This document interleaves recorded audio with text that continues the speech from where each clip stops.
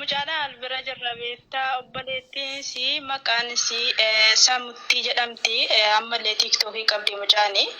Obboleettii kiyyaan dubbisuu deemettee ol nu hagganaa nyaatee mucaa nutti kennitee obboleettii bira dhaqxeetti quba qabna malee mana obboleettiin jirtu sana kiyyaan sun mana sana keessa jira.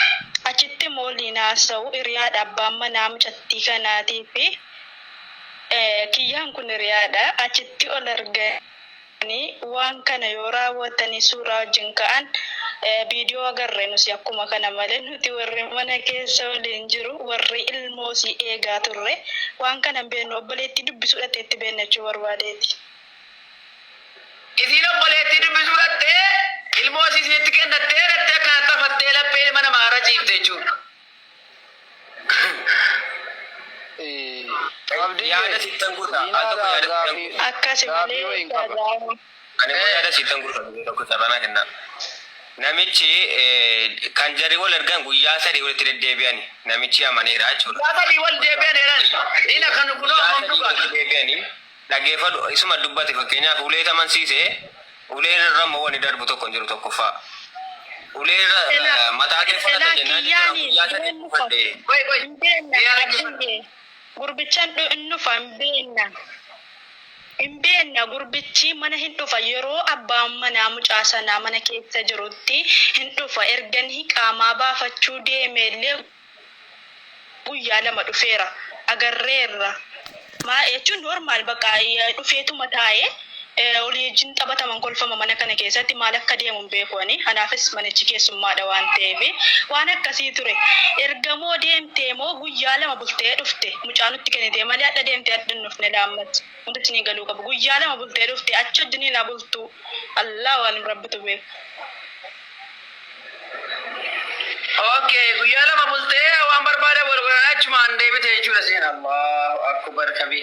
Tayyi mucaan sun eegaa qaamaa baafatee dhufe akkam gochuu akkamitti arguu danda'e? Mucaan sun inni dhiiraa suni abbaan manaa inni qaamaa jechuudha akkamitti abbaan manaa biyya. Obbole hiriyaadhuma isaa Abdusalaam. Eeshi. Gizee qaamaa baafatee dhufu obboleettiin isaa keessa jirti aflaa addaa goote eddeeni hiriyaan isaa Abdusalaam kan jedhamu suuraa kana dhaqee silkiin gurbaa sana keessatti suuraa argee mucaa akka inni amanu godhe malee waliin naqee nagarreela akka jirri suuraa wajjin kaanii arge eenyutti mee obboleessuma isaa Abdusalaam kan jedhamu hiriyaadha wajjin jiru isatutti mee jechuu barbaada isatutti mee. Achumaan qabee amansiise jechuudha kiyyaa qabee. Achumaan qabee amansiise jechuudha.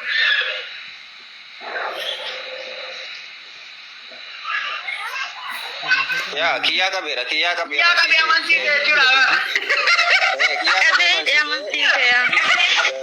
Qabee amansiise kiyyaa inni qabaate sun nama guddaadha moo yaani kiyyaa inni kun akkam dadhabe. Jechuun akkana miti kaa. Namni bali balleessu tokko konfidensiin godhatu abdii. Irraa barraa qo'e. Diina. Intala kana biraa kaate. Mana jaajaa qabu jala qabu. Itti mucaatti kennitee kun muuziqaa natti mucaa kennitee. Qobaas saamiti kan si galuu qabu qobaas saamiti waan